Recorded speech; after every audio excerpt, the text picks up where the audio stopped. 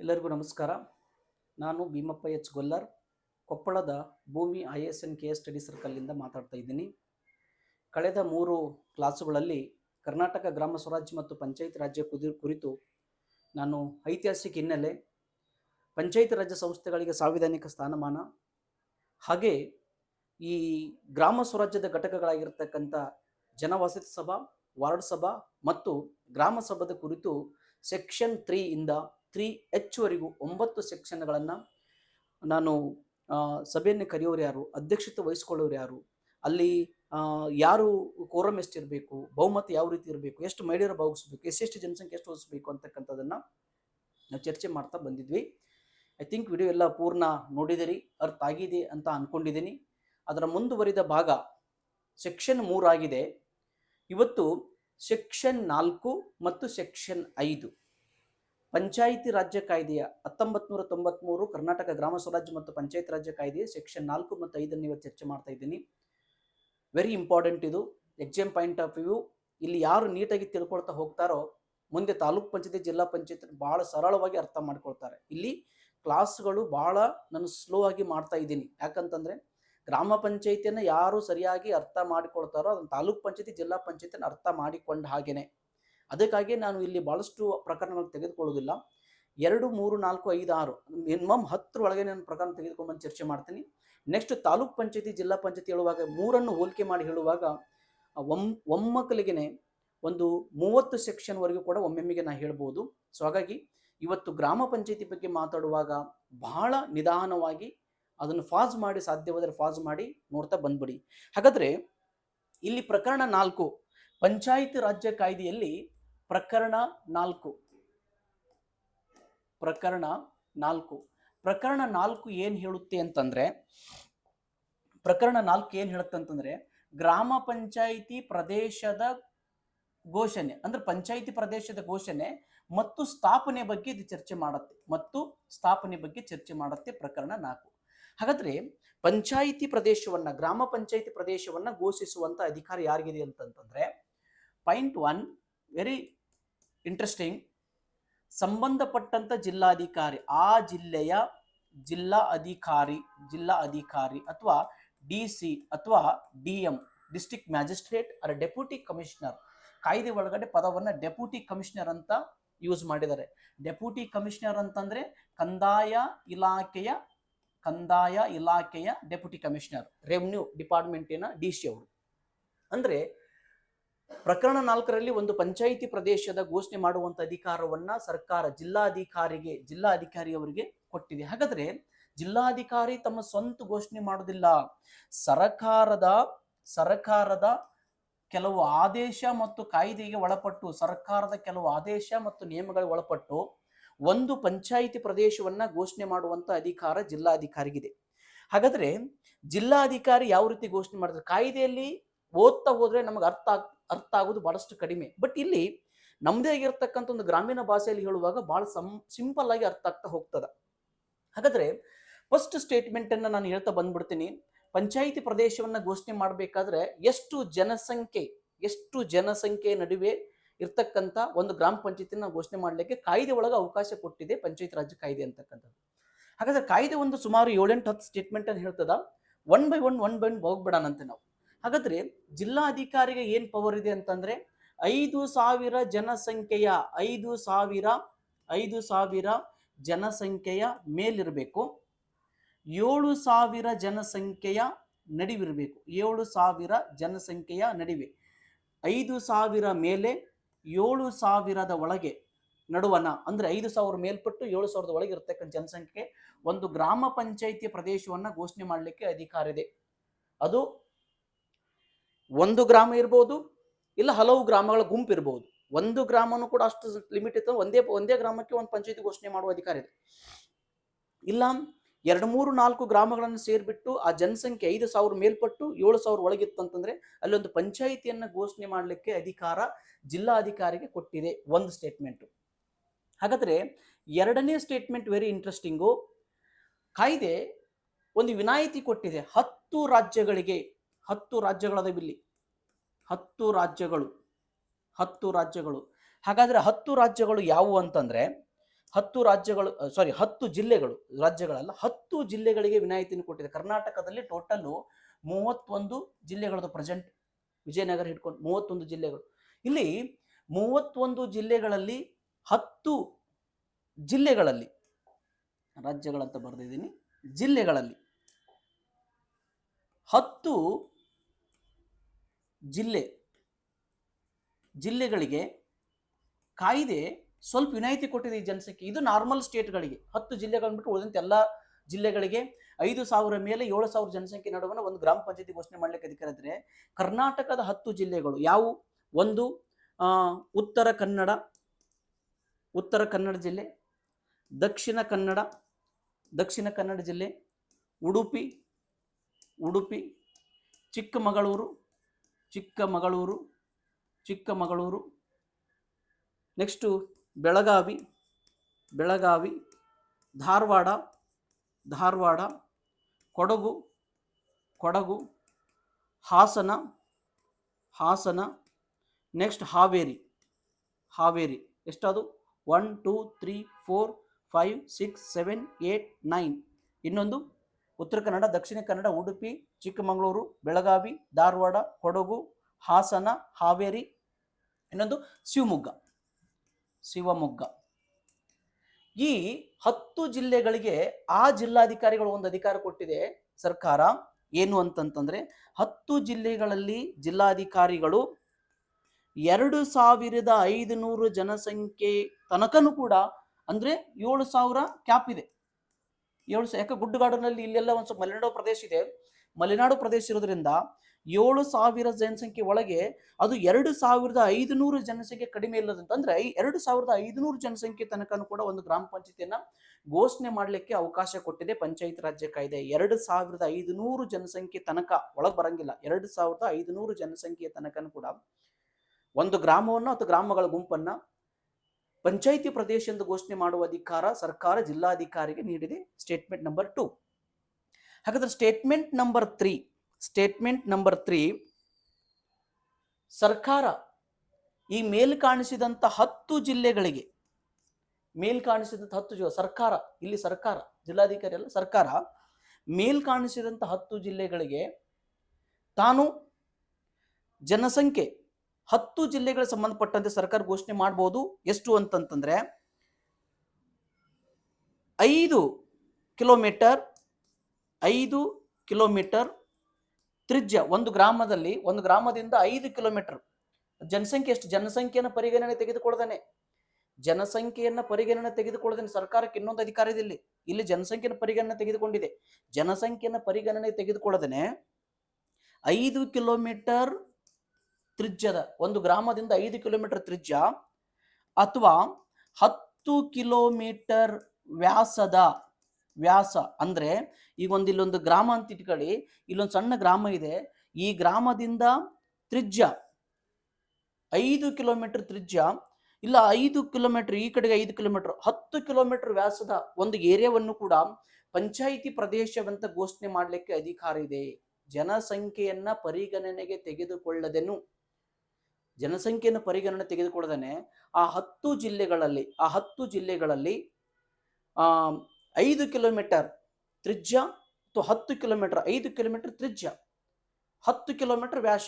ಈಗ ಒಂದು ಹಳ್ಳಿ ಐತಂತಂದ್ರೆ ಈ ಕಡೆಗೆ 5 ಕಿಲೋಮೀಟರ್, ಈ ಕಡೆಗೆ 5 ಕಿಲೋಮೀಟರ್, ಸುತ್ತಲೂ 5 ಕಿಲೋಮೀಟರ್, ರೇಡಿಯಸ್ 10 ಕಿಲೋಮೀಟರ್. ಒಂದು ಕಡೆಗೆ ಬಂದ್ರೆ 5 ಕಿಲೋಮೀಟರ್, ಇಲ್ಲ ಸುತ್ತಲೂ 10 ಕಿಲೋಮೀಟರ್ ಅಂದ್ರೆ ರೇಡಿಯಸ್.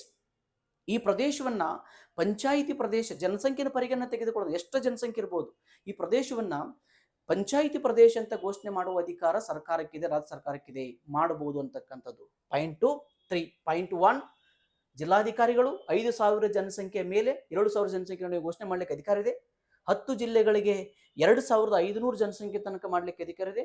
ಅದೇ 10 ಜಿಲ್ಲೆಗಳಿಗೆ ಜನಸಂಖ್ಯೆಯನ್ನು ಪರಿಗಣನೆಗೆ ತೆಗೆದುಕೊಳ್ಳದೇನೆ 5 ಕಿಲೋಮೀಟರ್ ತ್ರಿಜ್ಯ ಅಥವಾ 10 ಕಿಲೋಮೀಟರ್ ವ್ಯಾಸದ ಪ್ರದೇಶವನ್ನು ಕೂಡ ಒಂದು ಹಳ್ಳಿಯಿಂದ ಅದನ್ನು ಕೂಡ ಪಂಚಾಯಿತಿ ಪ್ರದೇಶ ಅಂತ ಘೋಷಣೆ ಮಾಡ್ಲಿಕ್ಕೆ ಅಧಿಕಾರ ಇದೆ. ಹಾಗಾದ್ರೆ ಮುಂದುವರೆದು ನಾನು ಹೇಳ್ತಾ ಬರ್ತೀನಿ ಏನು, ಇಲ್ಲಿ ಇನ್ನೊಂದು ಜಿಲ್ಲಾಧಿಕಾರಿಗೆ ಅಧಿಕಾರ ಇದೆ. ಜಿಲ್ಲಾಧಿಕಾರಿಗಳು ಸರ್ಕಾರದ ಅನುಮತಿಯನ್ನು ಪಡೆದು ಯಾರ ಅನುಮತಿ ಪಡೆಯಬೇಕು? ಡಿ ಸಿ ಅವರು, ರೆಸ್ಪೆಕ್ಟ್ ಡಿ ಸಿ ಅವರು ಸರ್ಕಾರದ ಅನುಮತಿಯನ್ನ ಪಡೆದು ಯಾವುದೇ ಒಂದು ಪ್ರದೇಶವನ್ನ ಅಂದ್ರೆ 2500 ಜನಸಂಖ್ಯೆಯ ಒಳಗೇನು 7000 ಜನಸಂಖ್ಯೆಯ ಮೇಲೂ ಒಂದು ಪಂಚಾಯಿತಿ ಪ್ರದೇಶವನ್ನ ಘೋಷಣೆ ಮಾಡಬಹುದು. ಅವರಿಗೆ ಅಧಿಕಾರ ಇದೆ, ಜಿಲ್ಲಾಧಿಕಾರಿಗೆ. I hope understood. ಇಲ್ಲಿ ನಡುವಣ ಪ್ರದೇಶ ಅಂತ ಹೇಳಿದೆ ನಾನು. 5,000 ಜನಸಂಖ್ಯೆಯ ಒಳಗೆ, 5,000 ಜನಸಂಖ್ಯೆ ಒಳಗೆ, 5,000 ಜನಸಂಖ್ಯೆ ಮೇಲೆ, 7,000 ಜನಸಂಖ್ಯೆ ಒಳಗಡೆ. ಬಟ್ ಇಲ್ಲಿ ಹೇಳ್ತಿರೋದು 2,500 ಜನಸಂಖ್ಯೆ ಒಳಗಿದ್ರು ಕೂಡ, ಇಲ್ಲ 7,000 ಜನಸಂಖ್ಯೆ ಮೇಲಿದ್ರು ಕೂಡ ಅದನ್ನು ಪಂಚಾಯಿತಿ ಪ್ರದೇಶ ಅಂತ ಸರ್ಕಾರದ ಅನುಮತಿ ಪಡೆದು ವಿಶೇಷ ಪ್ರಕರಣವನ್ನು ಪರಿಗಣಿಸಿ ಅದನ್ನು ಪಂಚಾಯಿತಿ ಪ್ರದೇಶ ಅಂತ ಘೋಷಣೆ ಮಾಡುವ ಅಧಿಕಾರ ಜಿಲ್ಲಾಧಿಕಾರಿಗಳಿಗೆ ಇದೆ, ಮಾಡಬಹುದು ಅಂತಕ್ಕಂಥದ್ದು. ಸೊ ಅಷ್ಟೇ ಅಲ್ಲ, ಹಾಗಾದರೆ ಒಂದು ಕ್ಲಾರಿಟಿ ಬಂತು. 5,000 ಜನಸಂಖ್ಯೆ 7,000 ಜನಸಂಖ್ಯೆ ನಡುವಣ ಒಂದು ಪಂಚಾಯತಿ ಪ್ರದೇಶ ಘೋಷಣೆ ಮಾಡಲಿಕ್ಕೆ, ಗ್ರಾಮ ಪಂಚಾಯತ್ ಪ್ರದೇಶ ಘೋಷಣೆ ಮಾಡಲಿಕ್ಕೆ ಜಿಲ್ಲಾಧಿಕಾರಿ ಅಧಿಕಾರ ಇದೆ. 10 ಜಿಲ್ಲೆಗಳಿಗೆ 2,500 ತನಕ ಅಧಿಕಾರ ಇದೆ. ಅದೇ 10 ಜಿಲ್ಲೆಗಳಿಗೆ 5 ಜನಸಂಖ್ಯೆಯನ್ನು ಪರಿಗಣನೆ ತೆಗೆದುಕೊಳ್ಳದೆ 5 ಕಿಲೋಮೀಟರ್ ತ್ರಿಜ್ಯ, 10 ಕಿಲೋಮೀಟರ್ ವ್ಯಾಸದವರೆಗೂ ಕೂಡ ಪಂಚಾಯತ್ ಪ್ರದೇಶ ಘೋಷಣೆ ಮಾಡೋದಕ್ಕೆ ಸರ್ಕಾರಕ್ಕಿದೆ. ಅಷ್ಟೇ ಅಲ್ಲ, 2,500 ಜನಸಂಖ್ಯೆ ಒಳಗೆ ಇನ್ನೂ ಒಳಗೆ ಬಂದರೂ ಕೂಡ 7,000 ಜನಸಂಖ್ಯೆಯ ಮೇಲಿದ್ರೂ ಕೂಡ ಅದನ್ನು ಪಂಚಾಯತಿ ಪ್ರದೇಶ ಅಂತ ಘೋಷಣೆ ಮಾಡೋಕ್ಕೆ ವಿಶೇಷ ಪ್ರಕರಣದಲ್ಲಿ ಸರ್ಕಾರದ ಅನುಮತಿ ತೆಗೆದುಕೊಂಡು ಜಿಲ್ಲಾಧಿಕಾರಿಗಳಿಗೆ ಅಧಿಕಾರ ಇದೆ ಅಂತ ನಾನು ಹೇಳಿದೆ. ಹಾಗಾದ್ರೆ ಒಂದು ಪಂಚಾಯಿತಿ ಪ್ರದೇಶವನ್ನು ಘೋಷಣೆ ಮಾಡುವಂತ ಅಧಿಕಾರ ಜಿಲ್ಲಾಧಿಕಾರಿಗಳಿಗೆ ಸರ್ಕಾರ ಕೊಟ್ಟಿದೆ ಅಂತಕ್ಕಂಥದ್ದು. ಸರ್ಕಾರದ ನಿಯಮಗಳಿಗೆ, ಆದೇಶಕ್ಕೆ ಒಳಪಟ್ಟು ಮಾಡಬೇಕು ಅಂತಕ್ಕಂಥದ್ದು. ಹಾಗಾದ್ರೆ ಜಿಲ್ಲಾಧಿಕಾರಿಗಳು, ನೆಕ್ಸ್ಟ್ ಪಾಯಿಂಟಿಗೆ ಬರ್ತೀನಿ ನಾನು. ಜಿಲ್ಲಾಧಿಕಾರಿಗಳು, ರೆಸ್ಪೆಕ್ಟಿವ್ ಡಿ ಸಿ ಜಿಲ್ಲಾಧಿಕಾರಿಗಳು ಅವರು ಒಂದು ಪಂಚಾಯಿತಿ ಪ್ರದೇಶವನ್ನ ಈಗ ಅವ್ರು ಆಲ್ರೆಡಿ ಘೋಷಣೆ ಮಾಡಿರ್ತಾರೆ. ಈಗ ಒಂದು ಪಂಚಾಯಿತಿ ಪ್ರದೇಶ ಇದೆ, ಒಂದು ಪಂಚಾಯಿತಿ ಪ್ರದೇಶ ಅಂತ ಘೋಷಣೆ ಮಾಡಿದ್ರೆ ಇಲ್ಲೊಂದು ಪಂಚಾಯಿತಿ ಇದೆ, ಇಲ್ಲೊಂದು ಪಂಚಾಯಿತಿ ಇದೆ. ಒಂದು ಜಿಲ್ಲೆದೊಳಗಡೆ, ಒಂದು ಜಿಲ್ಲೆ ತಾಲೂಕಿನೊಳಗೆ ಸುಮಾರು 38, 40, 45 ಗ್ರಾಮ ಪಂಚಾಯಿತಿಗಳು ಬರ್ತಾವೆ. ಹೆಚ್ಚು ಕಡಿಮೆ ಹೇಳ್ತಿರೋದು, ಎಕ್ಸಾಕ್ಟ್ ಅಲ್ಲ, ಅಪ್ರಾಕ್ಸಿಮೇಟ್ಲಿ ಐ ಆಮ್ ಸೇಯಿಂಗ್. ಒಂದು ತಾಲೂಕಿಗೆ ಹೆಚ್ಚು ಕಡಿಮೆ 25ರಿಂದ 45, 48, 50 ತನಕ ಕೂಡ ಗ್ರಾಮ ಪಂಚಾಯಿತಿಗಳು ಬರ್ತಾವೆ. ಹಾಗಾದ್ರೆ ಈ ಗ್ರಾಮ ಪಂಚಾಯಿತಿಯನ್ನ ಘೋಷಣೆ ಮಾಡುವಂತ ಅಧಿಕಾರ ಜಿಲ್ಲಾಧಿಕಾರಿಗಳಿದೆ. ಇಲ್ಲಿ ಘೋಷಣೆ ಮಾಡಿದಾಗ ಇಲ್ಲಿ ಯಾವುದೇ ಒಂದು ಪಂಚಾಯಿತಿ ಪ್ರದೇಶವನ್ನ ಇಲ್ಲಿ ಒಂದು 2-3 ಹಳ್ಳಿ ಅದಾವು, ಇದೊಂದು ದೊಡ್ಡ ಪಂಚಾಯಿತಿ, ಇಲ್ಲಿ 2 ಹಳ್ಳಿ ಅದಾವು, ಇದೊಂದು. ಈ ರೀತಿ ಇದ್ದಾಗ ಈ ಗ್ರಾಮ ಇದಕ್ಕೆ ಸೇರಿಸಬಹುದು. ಅಂದ್ರೆ ಒಂದು ಪಂಚಾಯಿತಿ ಪ್ರದೇಶದ ಗ್ರಾಮಗಳನ್ನ ಮತ್ತೊಂದು ಪಂಚಾಯಿತಿಗೆ ಸೇರಿಸುವಂತ ಅಧಿಕಾರ, ಇಲ್ಲ ಪಂಚಾಯಿತಿ ಪ್ರದೇಶದ ಗ್ರಾಮಗಳನ್ನು ಅಂದ್ರೆ ಪಂಚಾಯಿತಿ ಪ್ರದೇಶವನ್ನ ಹೆಚ್ಚಿಗೆ ಮಾಡುವ ಅಧಿಕಾರ, ಪಂಚಾಯಿತಿ ಪ್ರದೇಶವನ್ನ ಕಡಿಮೆ ಮಾಡುವ ಅಧಿಕಾರ ಜಿಲ್ಲಾಧಿಕಾರಿಗಿದೆ. ಅಷ್ಟೇ ಅಲ್ಲ, ಆ ಪಂಚಾಯಿತಿ ಪ್ರದೇಶದ, ನಾನು ಹೇಳ್ತಾ ಇರೋದು ಪಂಚಾಯಿತಿ ಪ್ರದೇಶ ಇಷ್ಟ ಐತಿ, ನಾಳೆ ಇದನ್ನ ಇಷ್ಟ ಅಂತ ಘೋಷಣೆ ಮಾಡಬಹುದು, ಅವ್ರಿಗೆ ಅಧಿಕಾರ ಇದೆ. ಇಲ್ಲಿ ಇಷ್ಟ ಐತಿ, ಇಷ್ಟ ಅಂತ ಘೋಷಣೆ ಮಾಡಬಹುದು. ಪಂಚಾಯಿತಿ ಇಲ್ಲ, ಒಂದು ಗ್ರಾಮವನ್ನು ತೆಗೆದು ಆ ಪಂಚಾಯಿತಿ ವ್ಯಾಪ್ತಿಗೆ, ಇಲ್ಲ ಆ ಗ್ರಾಮವನ್ನು ತೆಗೆದು ಈ ಪಂಚಾಯಿತಿ ವ್ಯಾಪ್ತಿಗೆ, ಅಂದ್ರೆ ಗ್ರಾಮ ಪಂಚಾಯಿತಿ ಪ್ರದೇಶದ ವ್ಯಾಪ್ತಿಯನ್ನು ಹೆಚ್ಚು ಕಡಿಮೆ ಮಾಡುವ ಅಧಿಕಾರ ಜಿಲ್ಲಾಧಿಕಾರಿಗಿದೆ. ಪಾಯಿಂಟ್ ನಂಬರ್ 1, ಹೆಚ್ಚು ಕಡಿಮೆ ಮಾಡುವ ಅಧಿಕಾರ ಇದೆ ಜಿಲ್ಲಾಧಿಕಾರಿ. Point number 1. ಅಷ್ಟೇ ಅಲ್ಲ, ಗ್ರಾಮ ಪಂಚಾಯಿತಿ ಪ್ರದೇಶದ ಕೇಂದ್ರ ಸ್ಥಾನ, ಗ್ರಾಮ ಪಂಚಾಯಿತಿ ಪ್ರದೇಶ ಕಾರ್ಯಾಲಯ ಎಲ್ಲಿರಬೇಕು? ಅದು ಅಲ್ಲಿರಬೇಕು, ಆ ಗ್ರಾಮದಲ್ಲಿ ಇರಬೇಕು, ಇಲ್ಲ ಈ ಗ್ರಾಮದಲ್ಲಿ ಇರಬೇಕು, ಇಲ್ಲ ಈ ಗ್ರಾಮದಲ್ಲಿ ಇರಬೇಕು. ಆ ಪಂಚಾಯಿತಿ ಪ್ರದೇಶದ ಕೇಂದ್ರ ಕಾರ್ಯಸ್ಥಾನ ಎಲ್ಲಿರಬೇಕಂತ ನಿರ್ಧರಿಸುವಂತ ಅಧಿಕಾರವು ಕೂಡ ಜಿಲ್ಲಾಧಿಕಾರಿಗಳಿಗಿದೆ. Point number 2. ಅಷ್ಟೇ ಇಲ್ಲ, ಪಂಚಾಯಿತಿ ಪ್ರದೇಶದ ಹೆಸರನ್ನ ಕೂಡ ಘೋಷಿಸುವಂತ ಅಧಿಕಾರ ಜಿಲ್ಲಾಧಿಕಾರಿಗಳಿಗಿದೆ. ಪಂಚಾಯಿತಿ ಪ್ರದೇಶ ಹೆಸರನ್ನು ಕೂಡ ಘೋಷಿಸುವಂತ ಅಧಿಕಾರ ಜಿಲ್ಲಾಧಿಕಾರಿಗಿದೆ. ಹಾಗಾದ್ರೆ ಜಿಲ್ಲಾಧಿಕಾರಿಗಳು ಈಗ ನಾನು ಹೇಳಿರ್ತಕ್ಕಂಥ ಒಂದು 2-3 ಪಂಚಾಯಿತಿ ಪ್ರದೇಶಕ್ಕೆ ಸಂಬಂಧಪಟ್ಟಂತೆ ಯಾವುದೇ ಒಂದು ಆದೇಶವನ್ನ ಹೊರಡಿಸಿದ್ರು ಅಂತಂದ್ರೆ, ಪಂಚಾಯಿತಿ ಪ್ರದೇಶಕ್ಕೆ ಸಂಬಂಧಪಟ್ಟಂತೆ ಯಾವುದೇ ಒಂದು ಆದೇಶವನ್ನು ಹೊರಡಿಸಿದ್ರು ಅಂತಂದ್ರೆ, ಈ ಆದೇಶ ಸಾರ್ವಜನಿಕರಿಗೆ ತೃಪ್ತಿದಾಯಕ ಆಗದಿದ್ದಾಗ ಯಾರಲ್ಲಿ ಮೇಲ್ಮನವಿ ಮಾಡಲಿಕ್ಕೆ ಕಾಯ್ದೆ ಅವಕಾಶ ಕೊಟ್ಟಿದೆ ಅಂತಂತಂದ್ರೆ, ಈಗ ಯಾವುದೇ ಜಿಲ್ಲಾಧಿಕಾರಿ ಸಂಬಂಧಪಟ್ಟಂತ ಜಿಲ್ಲಾಧಿಕಾರಿ, ಕೊಪ್ಪಳ ಜಿಲ್ಲಾಧಿಕಾರಿಯೋ, ಇಲ್ಲ ಬೆಳಗಾವಿ ಜಿಲ್ಲಾಧಿಕಾರಿನೋ, ಇಲ್ಲ ಧಾರವಾಡ ಜಿಲ್ಲಾಧಿಕಾರಿನೋ, ಯಾವುದೇ ಒಂದು ಪಂಚಾಯತ್ ಪ್ರದೇಶದಲ್ಲಿ ಒಂದು 3 ಹಳ್ಳಿ ಇರ್ತಾವೆ, ಆ ಒಂದು ಹಳ್ಳಿ ತೆಗೆದು ಆ ಪಂಚಾಯತಿಗೆ, ಇಲ್ಲ ಆ ಹಳ್ಳಿ ತೆಗೆದು ಈ ಪಂಚಾಯತಿಗೆ ಘೋಷಣೆ ಮಾಡಿದಾಗ ಸಾರ್ವಜನಿಕರಿಗೆ ನಾ ಇಲ್ಲೇ 1 ಕಿಲೋಮೀಟರ್ ಪಂಚಾಯತಿ ಇತ್ತು, ಹೋಗಿ ನಾನು 3 ಕಿಲೋಮೀಟರ್ ಪಂಚಾಯತಿ ಕೊಟ್ಟಾರಂತೇಳಿ ಸಾರ್ವಜನಿಕರಿಗೆ ತೊಂದರೆ ಉಂಟಾದಾಗ, ಯಾಕಂದ್ರೆ ಜಿಲ್ಲಾಧಿಕಾರಿಗಳೇ ನಮ್ಮ ಮ್ಯಾಪ್ಗಳು ಗೊತ್ತಿರುವುದಿಲ್ಲ, ಯಾಕಂದ್ರೆ ನಾವು ಅನುಭವಿಸೋರು ನಾವಿರ್ತೀವಿ.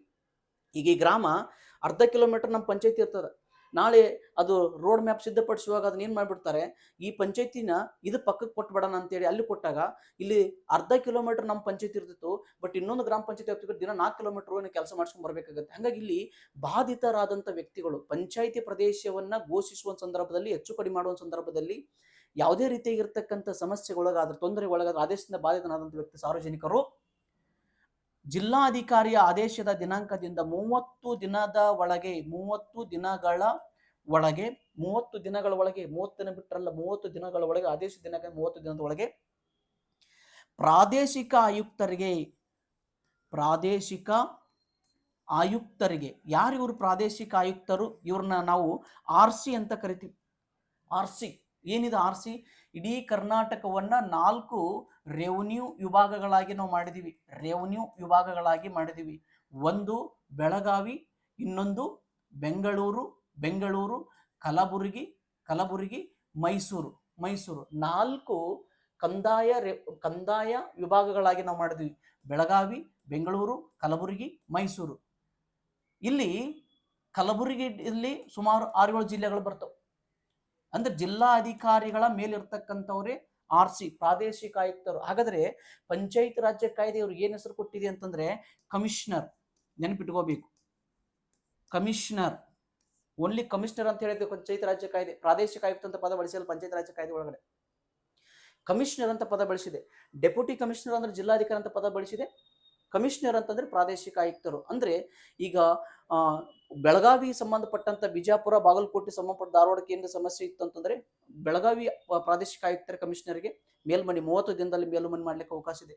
ಹಾಗಾದ್ರೆ 30 ದಿನದ ಒಳಗೆ ಮೇಲ್ಮನವಿ ಸಲ್ಲಿಸಿದಾಗ ಪ್ರಾದೇಶಿಕ ಆಯುಕ್ತರು ಜಿಲ್ಲಾಧಿಕಾರಿಯ ಆದೇಶವನ್ನ ನೋಡಿ ಅದು ಸರಿಯಾಯಿತು ತಪ್ಪಾಯಿತು ಅಂತ ಪರಿಶೀಲಿಸಿ ಪರಿಷ್ಕರಿಸುವ, ತಿದ್ದುಪಡಿ ಮಾಡುವ, ಮರು ಆದೇಶ ಮಾಡುವಂತ ಅಧಿಕಾರ ಪ್ರಾದೇಶಿಕ ಆಯುಕ್ತರಿಗೆ ಪಂಚಾಯತ್ ರಾಜ್ಯ ಕಾಯ್ದೆ ಕೊಟ್ಟಿದೆ. ಅಂದ್ರೆ ಇಲ್ಲಿ 30 ದಿನದ ಒಳಗೆ ಮನವಿಯನ್ನು ಸಲ್ಲಿಸಿದಾಗ ಅದು ಸರಿ ಇದೆ ಅಂತ ಅದನ್ನು ಎತ್ತಿಡಿಬಹುದು, ಇಲ್ಲ ಅದನ್ನ ಮಾರ್ಪಡಿಸಬಹುದು, ಇಲ್ಲ ಅದನ್ನ ತಿದ್ದಿ ಮತ್ತೊಂದು ಆದೇಶವನ್ನ ಮಾಡಲಿಕ್ಕೆ ಪ್ರಾದೇಶಿಕ ಆಯುಕ್ತರಿಗೆ ಅವಕಾಶ ಇದೆ. ಅವ್ರ ತೀರ್ಮಾನದಲ್ಲಿ ಅಂತಿಮ, ಮತ್ತೆ ಮೇಲ್ಮನೆ ಹೋಗ್ಲಿಕ್ಕೆ ಅವಕಾಶ ಇಲ್ಲ. ಅವರು ಒಂದೇನು ತೀರ್ಮಾನ ಕೊಡ್ತಾರೋ ಆ ತೀರ್ಮಾನ ಸರ್ಕಾರದ ಗೆಜೆಟ್ ಅಂದ್ರೆ ರಾಜ್ಯ ಪತ್ರದಲ್ಲಿ ಪ್ರಕಟಗೊಳ್ಳುತ್ತದೆ. ಇದು ಪಂಚಾಯಿತಿ ಪ್ರದೇಶದ ಘೋಷಣೆಗೆ ಪ್ರಕರಣ 4 ಪಂಚಾಯಿತಿ ಪ್ರದೇಶದ ಘೋಷಣೆ ಮತ್ತು ಗ್ರಾಮ ಪಂಚಾಯಿತಿಗಳ ಸ್ಥಾಪನೆಗೆ ಸಂಬಂಧಪಟ್ಟಂತೆ ಇರ್ತಕ್ಕಂಥ ಅಧಿಕಾರ ಜಿಲ್ಲಾಧಿಕಾರಿಗೆ. ಪಂಚಾಯಿತಿ ಪ್ರದೇಶ ಸಂಬಂಧಪಟ್ಟಂಗ ಘೋಷಿಸುವಂತ ಕಂಪ್ಲೀಟ್ ಪವರು ಜಿಲ್ಲಾಧಿಕಾರಿಗಳಿದೆ. ಸೆಕ್ಷನ್ 4. ಹಾಗಾದ್ರೆ ವೆರಿ ಇಂಪಾರ್ಟೆಂಟ್, ಸೆಕ್ಷನ್ 5 ಗ್ರಾಮ ಪಂಚಾಯಿತಿಗಳ ರಚನೆಗೆ ಬರ್ತೀನಿ. ಇದು ಗ್ರಾಮ ಪಂಚಾಯಿತಿ ಸ್ಥಾಪನೆ, ಪ್ರದೇಶದ ಸ್ಥಾಪನೆ. ಗ್ರಾಮ ಪಂಚಾಯಿತಿಗಳ ರಚನೆ, ಒಂದು ಗ್ರಾಮ ಪಂಚಾಯಿತಿ ಹೇಗೆ ರಚನೆ ಆಗತ್ತೆ, ಅದರಲ್ಲಿ ಮೀಸಲಾತಿ ಹೇಗಿದೆ, ವೆರಿ ಇಂಪಾರ್ಟೆಂಟ್. ಇಲ್ಲಿ ಒಂದು ಗ್ರಾಮ ಪಂಚಾಯಿತಿ ಮೀಸಲಾತಿ ನೀವು ತಿಳ್ಕೊಂಡ್ಬಿಟ್ರೆ, ಗ್ರಾಮ ಪಂಚಾಯಿತಿ ಮೀಸಲಾತಿ ತಿಳ್ಕೊಂಡ್ಬಿಟ್ರೆ ತಾಲೂಕ್ ಪಂಚಾಯಿತಿ, ಜಿಲ್ಲಾ ಪಂಚಾಯಿತಿ ಮೀಸಲಾತಿ ಆಟೋಮೆಟಿಕ್ ಗೊತ್ತಾಗ್ಬಿಡ್ತದೆ. ಹಾಗಾದ್ರೆ ಸೆಕ್ಷನ್ ಈಗ 4 ತಿಳ್ಕೊಂಡ್ರಿ. ಸೆಕ್ಷನ್ 4. ಸೆಕ್ಷನ್ 5ಕ್ಕೆ ಬರ್ತೀನಿ ನಾನು. ಪ್ರಕರಣ 5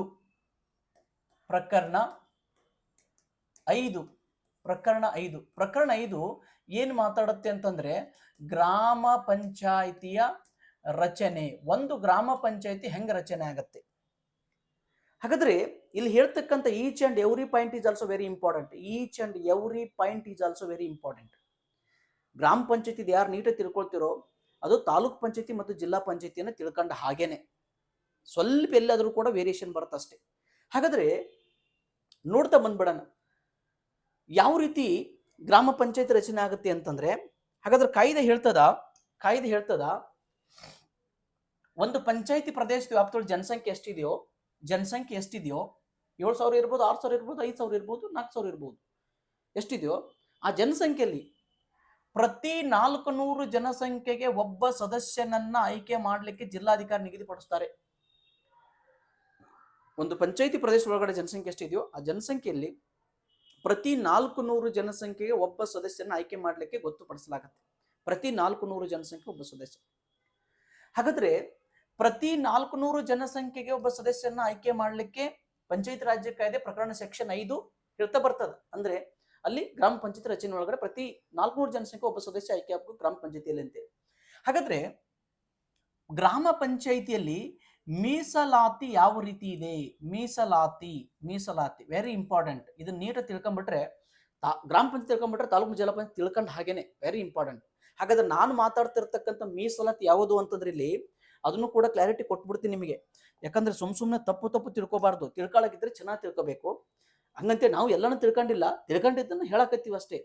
ತಿಳ್ಕೊಳ್ಳೋದನ್ನ ಸ್ವಲ್ಪ ಚಂದ ತಿಳ್ಕೊಂಬಿಟ್ರೆ ಎಕ್ಸಾಮಿನೇಷನ್ ಹಾಲ್ ಒಳಗೆ ಕೂತ್ಕೊಂಡಾಗ ನಮಗೆ ಸಮಸ್ಯೆಗಳು ಬರೋದಿಲ್ಲ. ಎಕ್ಯುರೇಸಿ ನಮಗೆ ಯಾವಾಗ ಜಾಸ್ತಿ ಇರ್ತದೋ ಅಲ್ಲಿ ಎರರ್ಸ್ಗಳು ತುಂಬಾ ಕಡಿಮೆ ಆಗ್ತಾ ಬರ್ತಾವೆ. ಸೊ ಹಾಗಾಗಿ ಮೀಸಲಾತಿಗೆ ಸಂಬಂಧಪಟ್ಟಂತೆ ರಿಸರ್ವೇಶನ್ ಅಂತ ಗ್ರಾಮ ಪಂಚಾಯಿತಿ ಅಂತ ಹೇಳಿದೆ. ಹಾಗಾದ್ರೆ 3 ಪಂಚಾಯಿತಿಗಳು ಬರ್ತಾವು ಇಲ್ಲಿ: ಗ್ರಾಮ ಪಂಚಾಯಿತಿ, ತಾಲೂಕು ಪಂಚಾಯಿತಿ, ಜಿಲ್ಲಾ ಪಂಚಾಯಿತಿ. ನಾ 3 ಪಂಚಾಯಿತಿ ಮಾತಾಡಲ್ಲ. ಆದ್ರೆ ಮೀಸಲಾತಿ 2 ಲೇಯರ್ ಅಲ್ಲಿ ಅದಾವ.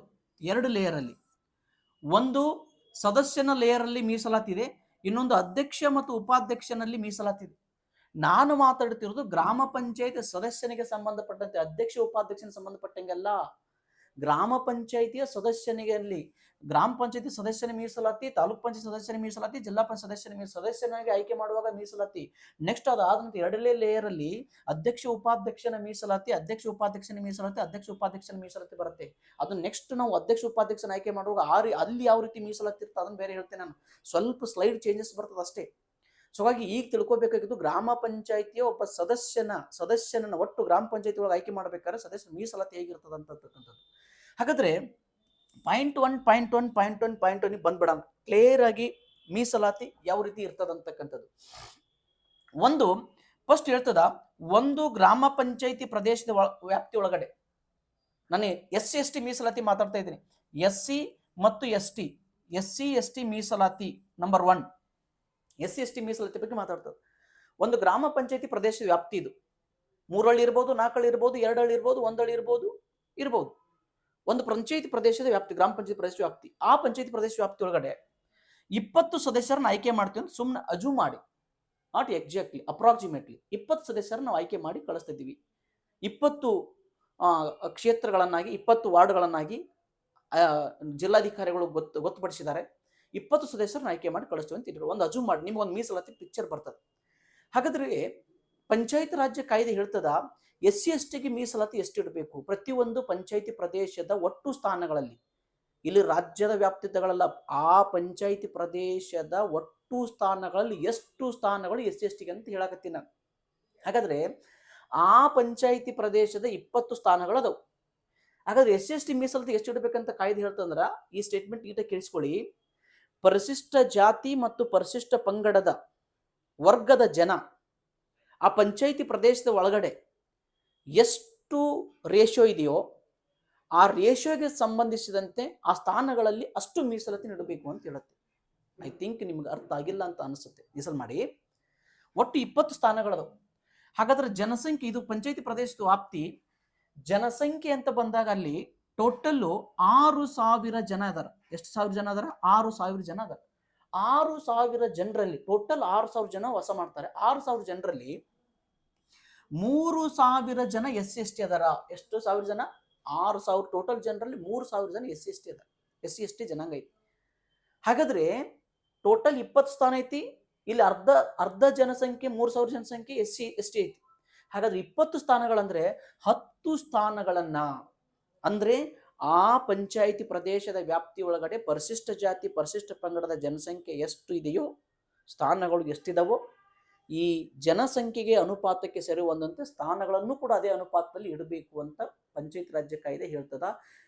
ಇಷ್ಟೇ ಅಂಕಿ ಅಂತ ಹೇಳಿಲ್ಲ, ಜನಸಂಖ್ಯೆಗೆ ಅನುಪಾತಕ್ಕೆ ಸರಿ ಹೊಂದುವಂತೆ ಸ್ಥಾನಗಳನ್ನ ಮೀಸಲಾತಿ ಇಡಬೇಕು. ಕ್ಲಿಯರ್ ಆಯ್ತು ಅಂತ ಅನ್ಕೊಂತೀನಿ. Statement number 1. ಇನ್ನೊಂದು ಸ್ಟೇಟ್ಮೆಂಟ್ ಕೆಳಗೆ ಹೇಳ್ತದ, SC/ST ಸಂಬಂಧಪಟ್ಟಂಗೆ ಹೇಳ್ತದ.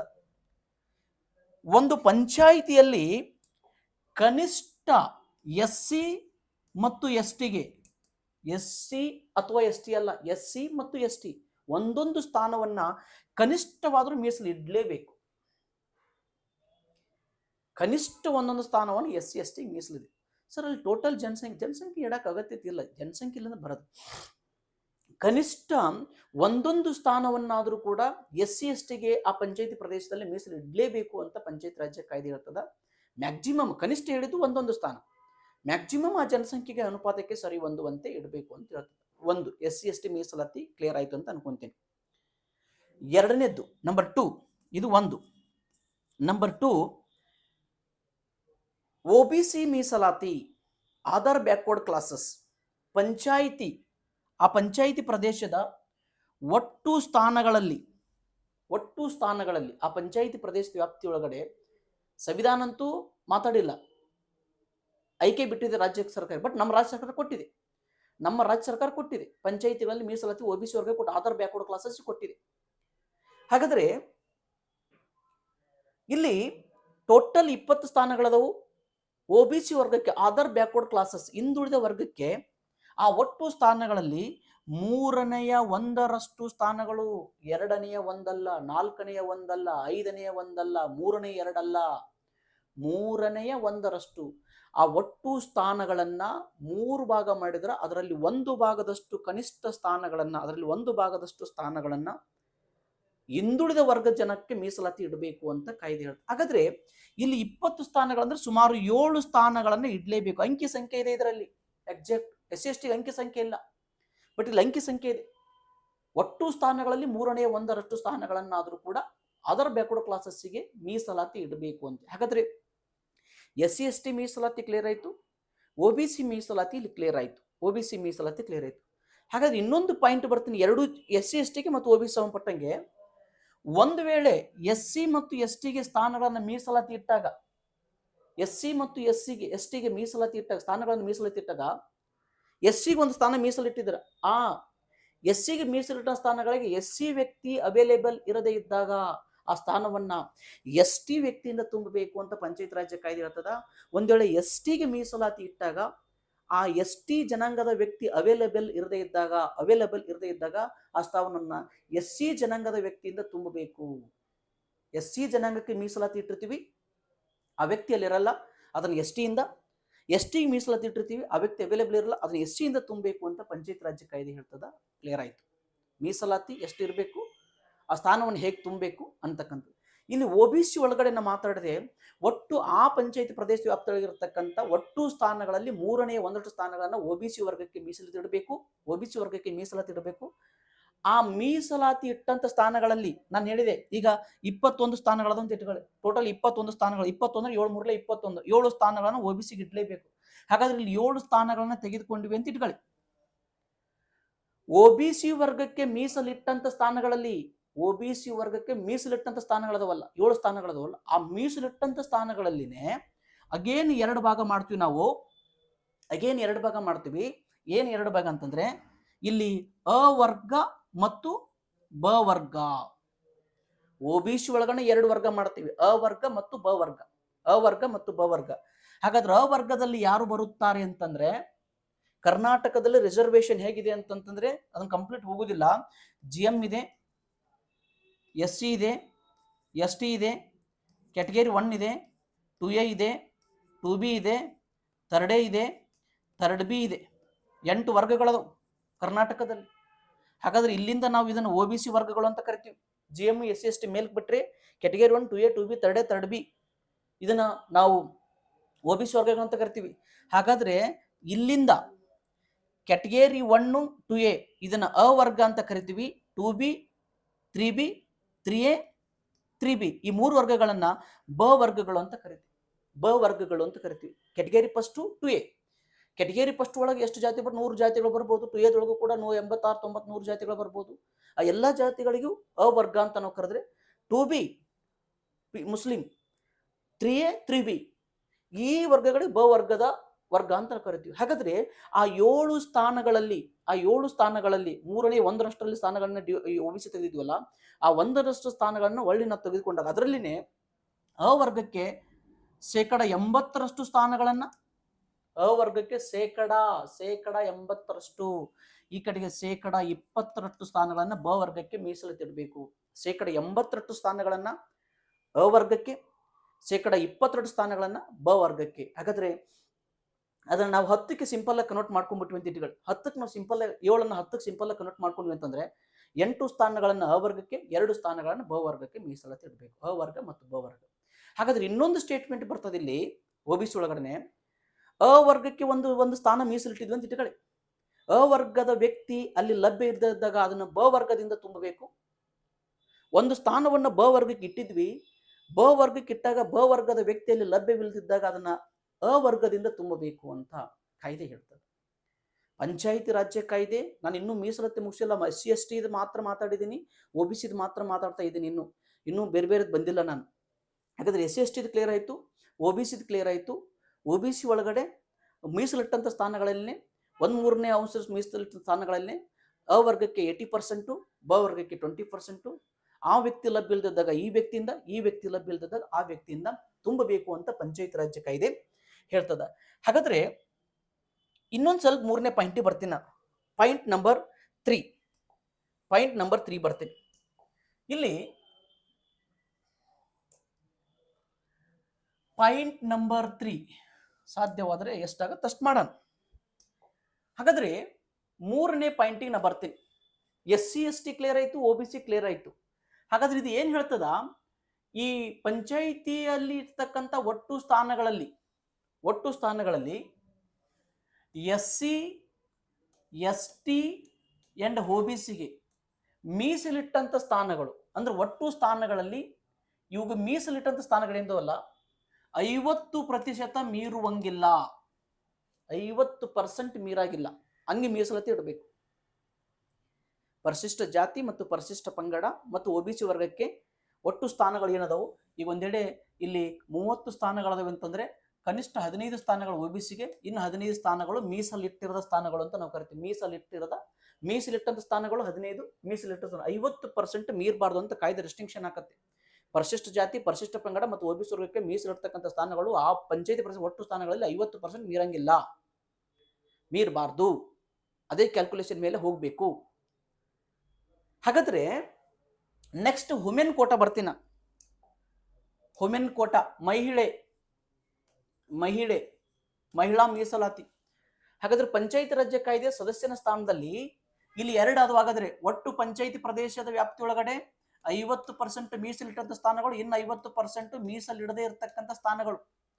ಪಂಚಾಯತ್ ರಾಜ್ಯ ಕಾಯ್ದೆ ಹೇಳ್ತದ ಮೀಸಲಿಟ್ಟಂತ ಸ್ಥಾನಗಳಲ್ಲಿ 50%, ಮೀಸಲಿಟ್ಟಂತ ಮತ್ತು ಮೀಸಲಿಟ್ಟಿರದ ಸ್ಥಾನಗಳಲ್ಲಿ ಟೋಟಲ್ 50% ರಿಸರ್ವೇಶನ್ ಮಹಿಳೆ ಕೊಡಬೇಕು. ಅಂದ್ರೆ ಇಡೀ ಪಂಚಾಯಿತಿಯಲ್ಲಿ 30 ಸ್ಥಾನಗಳದವ ಅಂತಂದ್ರೆ 15 ಸ್ಥಾನಗಳು ಮಹಿಳೆಯಿಂದನೇ ಫಿಲ್ಅಪ್ ಆಗ್ಬೇಕು. ಅದು SC ಇರ್ಬೋದು, ST ಇರ್ಬೋದು, OBC ಇರ್ಬೋದು. ಈಗ OBC ಕೋಟಾ ಇರ್ತಾವ, ಮಹಿಳಾ ಕೋಟಾ ಅಂತ ಮಾಡ್ಬೋದು, ಇಲ್ಲ ಪುರುಷನವರು ಕಂಟೆಸ್ಟ್ ಮಾಡ್ಬೋದು. ಈಗ ಮೀಸಲಿಟ್ಟಂತ ಸ್ಥಾನಗಳಲ್ಲಿ ಮತ್ತು ಮೀಸಲಿಟ್ಟಿರದ ಒಟ್ಟು ಸ್ಥಾನಗಳು ಏನದಾವ, ಒಟ್ಟು ಸ್ಥಾನಗಳಲ್ಲಿ 50% ಮೀಸಲಾತಿಯನ್ನ ಮಹಿಳೆಯರಿಗೆ 50% ಆಫ್ ದ ರಿಸರ್ವೇಶನ್ ಪಂಚಾಯಿತಿಯಲ್ಲಿ ಮಹಿಳೆಯರಿಗೆ ಕೊಡಬೇಕು ಅಂತ ಪಂಚಾಯತ್ ರಾಜ್ಯ ಕಾಯ್ದೆ ಹೇಳ್ತದ. ಮಹಿಳೆಯರಿಗೆ 50% ಆಫ್ ದ ರಿಸರ್ವೇಶನ್ ಕೊಡಬೇಕು ಅಂತ. ಹಾಗಾದ್ರೆ ಒಂದು ಕ್ಲಾರಿಟಿ ಆಯ್ತು, SC ST ಮೀಸಲಾತಿ ಕ್ಲಾರಿಟಿ ಆಯ್ತು, OBC ಮೀಸಲಾತಿ ಕ್ಲಾರಿಟಿ ಆಯ್ತು, 50% ಮೀರಂಗಿಲ್ಲ ಅಂತ ಗೊತ್ತಾಯ್ತು. ನೆಕ್ಸ್ಟ್ ಮಹಿಳಾ ಮೀಸಲಾತಿ ಬಂದಾಗ ಮೀಸಲಿಟ್ಟಂತ ಸ್ಥಾನಗಳಲ್ಲಿ, ಮೀಸಲಿಟ್ಟಿರದೇ ಇರತಕ್ಕಂಥ ಸ್ಥಾನಗಳಲ್ಲಿ 50% ಮೀರುವಾಗಿಲ್ಲ, 50% ಸ್ಥಾನಗಳನ್ನ ಮಹಿಳೆಯರಿಗೆ ಕೊಡಬೇಕು ಅಂತಕ್ಕಂಥದ್ದು. ಹಾಗಾದ್ರೆ ಮುಂದುವರೆದು ನಾವು ಹೇಳುವುದಾಯ್ತು ಅಂತಂದ್ರೆ, ಪಂಚಾಯತ್ ರಾಜ್ಯ ಕಾಯ್ದೆಗೆ ಸಂಬಂಧಪಟ್ಟಂಗೆ ಈ ಮೇಲ್ಕಾಣಿಸಿದಂತ ಮೀಸಲಾತಿಗಳು ಅದು SC ಇರಬಹುದು, ST ಇರಬಹುದು, OBC ಇರಬಹುದು ಅಂಡ್ ಮಹಿಳೆ ಇರಬಹುದು. ಈ ಮೀಸಲಾತಿಗಳು 5 ವರ್ಷದ ಅವಧಿಗೆ ಮುಂದುವರಿಯುತ್ತೆ. ಮೊದಲು 10 ವರ್ಷ ಇತ್ತು ಮಾಡಿದ್ವಿ ನಾವು. ರಮೇಶ್ ಕುಮಾರ್ ಸಮಿತಿಯ ಶಿಫಾರಸಿನ ಮೇರೆಗೆ 2015ರಲ್ಲಿ KR ರಮೇಶ್ ಕುಮಾರ್ ಅವರ ಶಿಫಾರಸಿನ ಮೇರೆಗೆ 10 ವರ್ಷ ಮಾಡಿದ್ವಿ, 2 ಟರ್ಮ್ಸ್ ಮಾಡಿದ್ವಿ. ಮತ್ತು ಕರ್ನಾಟಕ ಪಂಚಾಯತ್ ರಾಜ್ ಕಾಯ್ದೆ ತಿದ್ದುಪಡಿ ಮಾಡಿ 5 ವರ್ಷ ಒಂದು ಮೀಸಲಾತಿ. ಇವತ್ತು ವುಮೆನ್ ಕೋಟಾ ಐತಿಲ್ಲ 5 ವರ್ಷ, ಮತ್ತೆ ನೆಕ್ಸ್ಟ್ GM. ಈಗ SC ಐತಿಲ್ಲ, ನೆಕ್ಸ್ಟ್ ಅದು ಸರ್ಕ್ಯುಲೇಟ್ ಆಗುತ್ತೆ. ಜಿಲ್ಲಾಧಿಕಾರಿಗಳು ಸರ್ಕ್ಯುಲೇಟ್ ಮಾಡ್ತಾ ಬರ್ತಾರೆ, ರೋಸ್ಟರ್ ಚೇಂಜ್ ಮಾಡ್ತಾ ಬರ್ತಾರೆ. ಇವತ್ತು SC ಐತಂದ್ರೆ ಅದಕ್ಕೆ ಯಾವ್ದು ಹಾಕಬೇಕು, ST ಯಾವ್ದು ಅದಕ್ಕೆ ಹಾಕಬೇಕು, ರೋಸ್ಟರ್ ಮೇಲೆ ಚೇಂಜ್ ಆಗ್ತಾ ಬರ್ತದೆ. ಬಟ್ ಒಂದು ಸ್ಥಾನ ಮೊದಲು ಏನೈತೆ 10 ವರ್ಷ ಅಂತ ಮಾಡಿದ್ವಿ ಅಂದ್ರೆ ಒಂದ್ಸತಿ SC ಬಂತಂದ್ರೆ 2 ಅವಧಿಗೂ SC ಅದನ್ನೇ ಕಂಟೆಸ್ಟ್ ಮಾಡಂಗಿತ್ತು. ಬಟ್ ಈಗ ಹಂಗಿಲ್ಲ. ಒಂದ್ಸತಿ SC ಅಂತ ಬಂತು ಅಂತಂದ್ರೆ ನೆಕ್ಸ್ಟ್ ಟೈಮ್ ಅದು ಇನ್ನೊಂದು ಕೆಟಗರಿ ಯಾವ್ದು ಬೇಕಾದ್ರೂ ಬರ್ಬೋದು, ಅಲ್ಲಿ ಯಾವ್ದು ಬೇಕಾದ್ರೂ ಆಸ್ ಪರ್ ದಿ ರೋಸ್ಟರ್ ಪ್ರಕಾರ ಅನ್ ಚೇಂಜ್ ಮಾಡ್ತಾ ಬರ್ತೀವಿ. ಸೊ ಹಾಗಾಗಿ ಮೀಸಲಾತಿಯು 5 ವರ್ಷದವರೆಗೂ ಇಲ್ಲಿ ಮಾಡ್ಲಿಕ್ಕೆ ಒಂದು ಮೀಸಲಾತಿ ಕೊಟ್ಟರೆ 5 ವರ್ಷಕ್ಕೆ ಅವಕಾಶ ಇದೆ. ಹಾಗಾದ್ರೆ ಇನ್ನೊಂದು ಸ್ಟೇಟ್ಮೆಂಟ್ ಕಾಯ್ದೆ ಹೇಳ್ತದ, SC ST and OBC and ಮಹಿಳೆ ಈ ಸ್ಥಾನಗಳಿಗೆ ಮೀಸಲಿಟ್ಟ ಸ್ಥಾನಗಳಿಗೆ ಬೇರೆಯವರು ಸ್ಪರ್ಧೆ ಮಾಡಲಿಕ್ಕೆ ಬರುವುದಿಲ್ಲ, ಇವರೇ ಸ್ಪರ್ಧೆ ಮಾಡಬೇಕು. SCಗೆ ಮೀಸಲಿಟ್ಟಾಗ SCನೇ, STಗೆ ಮೀಸಲಿಟ್ಟಿದ್ದು STನೇ, OBC ಮೀಸಲಿಟ್ಟಿದ್ದು OBCನೇ, ಮಹಿಳೆ ಮೀಸಲಿಟ್ಟು ಮಹಿಳೆನೇ ಸ್ಪರ್ಧೆ ಮಾಡಬೇಕು, ಬೇರೆಯವರು ಸ್ಪರ್ಧೆ ಮಾಡ್ಲಿಕ್ಕೆ ಬರೋದಿಲ್ಲ. ಇನ್ನೊಂದು ಸ್ಟೇಟ್ಮೆಂಟ್ ಹೇಳ್ತದೆ ಕಾಯ್ದೆ, ಒಂದು ವೇಳೆ GMಗೆ ಮೀಸಲಿಟ್ಟಂತ ಸ್ಥಾನಗಳು ಯಾವ ಇದ್ದು ಅಂತಂದ್ರೆ ಇವ್ರು 4 ವರ್ಗದವರು ಇಲ್ಲಿ ಬೇಕಾದ್ರೆ ಕಂಟೆಸ್ಟ್ ಮಾಡಬಹುದು. ಮಹಿಳೆಯನ್ನು ಕಂಟೆಸ್ಟ್ ಮಾಡಬಹುದು, ಎಸ್ಸಿನ ಕಂಟೆಸ್ಟ್ ಮಾಡಬಹುದು, OBCನ ಕಂಟೆಸ್ಟ್ ಮಾಡಬಹುದು, ಎಸ್ಸಿನ ಕಂಟೆಸ್ಟ್ ಮಾಡಬಹುದು.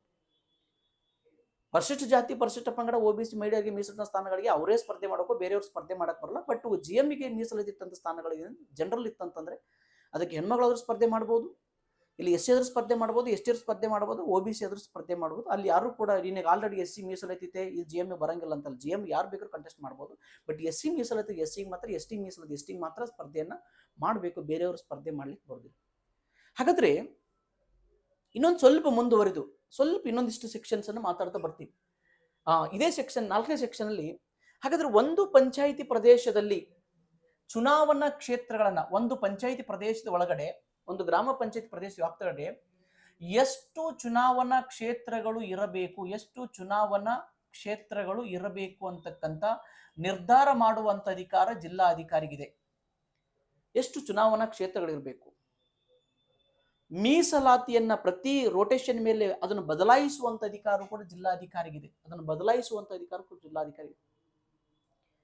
ಆ ಮೀಸಲಾತಿಯನ್ನು as per the rule, as per the regulation, as per the act, ಆ ಪಂಚಾಯಿತಿ ಪ್ರದೇಶದ ಒಳಗಡೆ ಎಷ್ಟು ಚುನಾವಣಾ ಕ್ಷೇತ್ರಗಳಿರಬೇಕು, ಎಷ್ಟು ವಾರ್ಡ್ಗಳು ಇರಬೇಕು, ಯಾವ ಜನಸಂಖ್ಯೆ ಹೆಂಗಿರ್ಬೇಕು, ಮೀಸಲಾತಿ ಹೆಂಗೆ ರೊಟೇಷನ್ ಮಾಡಬೇಕು ಅಂತ ಮೇಲೆ ಅವ್ರದೇ ಆಗಿರತಕ್ಕಂಥ ಒಂದು ಫಾರ್ಮೆಟೆಡ್ ಅಲ್ಲಿ ಅದನ್ನು ಸಿದ್ಧಪಡಿಸ್ತಾ ಬರ್ತಾರೆ ಪ್ರತಿ 5 ವರ್ಷಕ್ಕೊಮ್ಮೆ ಪಂಚಾಯತ್ ಚುನಾವಣೆ ಬಂದಾಗ. ಜಿಲ್ಲಾಧಿಕಾರಿ ಅದಕ್ಕೆ ಅದರದೇ ಆಗಿರ್ತಕ್ಕಂಥ ರೂಲ್ಸ್ ಅದಾವು. ತಮ್ಮ ತಿಳಿದಲ್ಲಿ SC, ತಮ್ಮ ತಿಳಿದಲ್ಲಿ ST ಕೊಡಕ್ಕೆ ಬರೋದಿಲ್ಲ. ಯಾಕಂದ್ರೆ ರೂಲ್ಸೇ, ಎಲ್ಲರಿಗೂ ರೂಲ್ಸೇ. ಹಾಗಾಗಿ ಆ ಒಂದು ಜನಸಂಖ್ಯೆ ಎಷ್ಟಿದೆ, ಆ ಡೆಮೋಗ್ರಫಿಕ್ ಮೇಲೆ, ಆ ಒಂದು ಪ್ರದೇಶದ ಡೆಮೋಗ್ರಫಿ ಮೇಲೆ SC ಜನಸಂಖ್ಯೆ ಎಷ್ಟಿದೆ, ST ಜನಸಂಖ್ಯೆ ಎಷ್ಟಿದೆ, OBC ಜನಸಂಖ್ಯೆ ಎಷ್ಟಿದೆ, ಅದರ ಮೇಲೆ ಇಂದು ಕೋಟೆ ಯಾವುದಿತ್ತು, ಆ ಕೋಟೆ ಹೆಂಗ್ ಬದಲಾವಣೆ ಮಾಡಬೇಕು. ಯಾಕಂದ್ರೆ ಪಂಚಾಯತಿಗಳು ಚೇಂಜ್ ಆಗ್ತಾ ಇರ್ತವೆ, ಏರಿಯಾಗಳು ಚೇಂಜ್ ಆಗ್ತಾ ಇರ್ತವೆ, ಬದಲಾವಣೆ ಮಾಡೋದು, ಆ ಮೀಸಲಾತಿನ ಬದಲಾವಣೆ ಮಾಡುವಂತ ಅಧಿಕಾರನು ಕೂಡ ಇಲ್ಲಿ ಜಿಲ್ಲಾ ಅಧಿಕಾರಿ ಕೊಡಲಾಗಿದೆ. ಹಾಗಾದ್ರೆ ಪಂಚಾಯಿತಿ ಚುನಾವಣೆಗಳು ನಡೆದಪ್ಪ, ಪಂಚಾಯಿತಿಗಳ ಚುನಾವಣೆ ಈ ಗ್ರಾಮ ಪಂಚಾಯಿತಿ ಪ್ರದೇಶದ ಒಳಗಡೆಗೆ ಒಟ್ಟು 30 ಸ್ಥಾನಗಳು ಅಪರಾಜಿಕವಾಗಿ ಎದವಂತಂದ್ರೆ ಚುನಾವಣೆ ನಡೀತು. ಈ ಚುನಾವಣೆ ಈ 30 ಸದಸ್ಯರನ್ನ ಆಯ್ಕೆ ಮಾಡಬೇಕು ಅಂತ ಜಿಲ್ಲಾಧಿಕಾರಿಗಳು ನಿಗದಿಪಡಿಸಿದ್ದಾರೆ. 30 ಸದಸ್ಯರಿಗೆ ಚುನಾವಣೆ ನಡೀತು. ಒಂದು ವೇಳೆ ಚುನಾವಣೆಯಲ್ಲಿ ಜಿಲ್ಲಾ ಅಧಿಕಾರಿಗಳು ಅಥವಾ ಸರ್ಕಾರ ನಿಗದಿಪಡಿಸಿದಷ್ಟು ನಿರ್ದಿಷ್ಟಪಡಿಸಿದ ಸದಸ್ಯರು ಆಯ್ಕೆ ಆಗದಿದ್ರೆ, ಈ ರಿಸಲ್ಟ್ ಬಂತು, ಫಲಿತಾಂಶ ಬಂತು, ಚುನಾವಣೆ ಒಳಗೆ ಏನೋ ಮಾಲ್ ಪ್ರಾಕ್ಟೀಸ್ ಆಯ್ತು, ಏನೋ ಸಮಥಿಂಗ್ ಇಟ್ ಹ್ಯಾಪನ್ಡ್, ಏನೋ ಆಯ್ತು, ಆದಂತ ಸಂದರ್ಭದಲ್ಲಿ ವಿದಿನ್ ಮಂತ್ ಅಲ್ಲಿ ಈಗ 15-16 ಜನ ಮಾತ್ರ ಆಯ್ಕೆ ಆದ್ರು, 10 ಅಥವಾ 15 ಜನ ಆಯ್ಕೆ ಆದ್ರು, ಇನ್ನು 20 ಮಂದಿ ಆಯ್ಕೆ ಆಗ್ಲಿಲ್ಲ.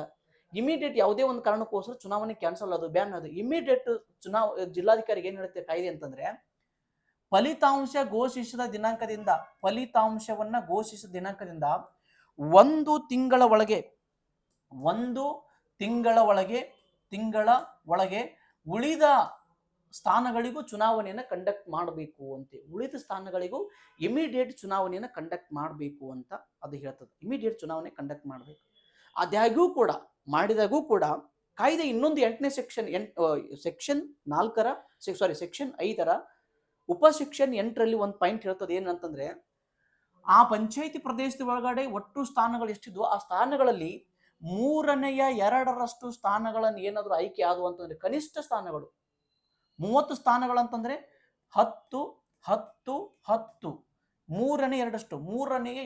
ಅಂದ್ರೆ 20 ಜನ ಏನಾರ ಆಯ್ಕೆ ಆದ್ರು ಅಂತಂದ್ರೆ ಅದನ್ನ ಕ್ರಮಬದ್ಧ ಗ್ರಾಮ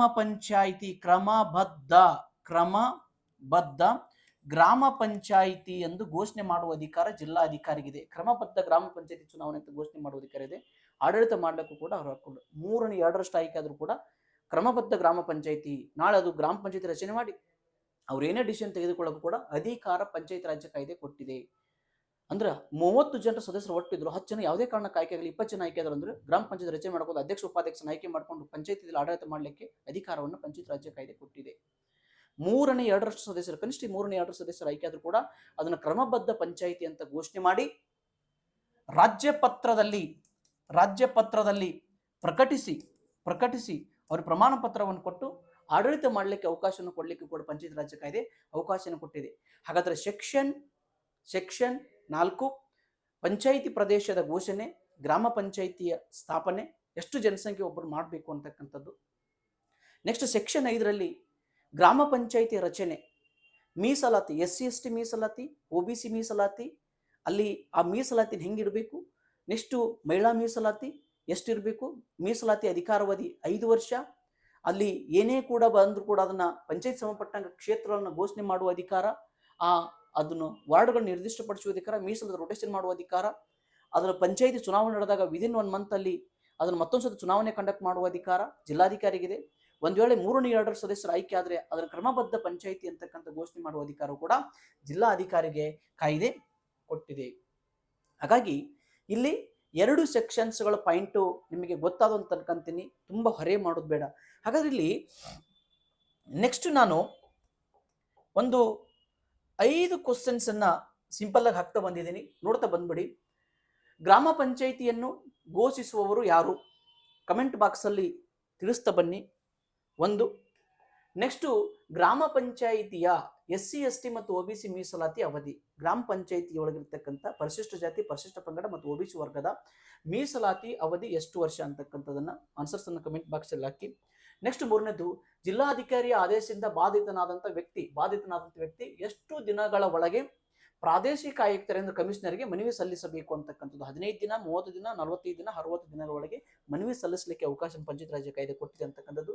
ನೆಕ್ಸ್ಟ್ 4ನೇ ಪ್ರಶ್ನೆ, ಗ್ರಾಮ ಪಂಚಾಯತಿ ಚುನಾವಣೆಯಲ್ಲಿ ಕನಿಷ್ಠ ಎಷ್ಟು ಸದಸ್ಯರು ಆಯ್ಕೆಯಾದರೆ ಅದನ್ನ ಕ್ರಮಬದ್ಧ ಚುನಾವಣೆ ಎಂದು ಕರೀಬಹುದು ಅಂತಕ್ಕಂಥದ್ದು. ಇಲ್ಲಿ 1/3, 2/3, 4/1, 5/1 ಸದಸ್ಯರು ಅಂತಕ್ಕಂಥದ್ದು. ಇಲ್ಲಿ ಯಾವುದು ಅನ್ನೋದನ್ನು ಕೂಡ ಕಮೆಂಟ್ ಬಾಕ್ಸಲ್ಲಿ ನೀವು ಹೇಳ್ತಾ ಬನ್ನಿ.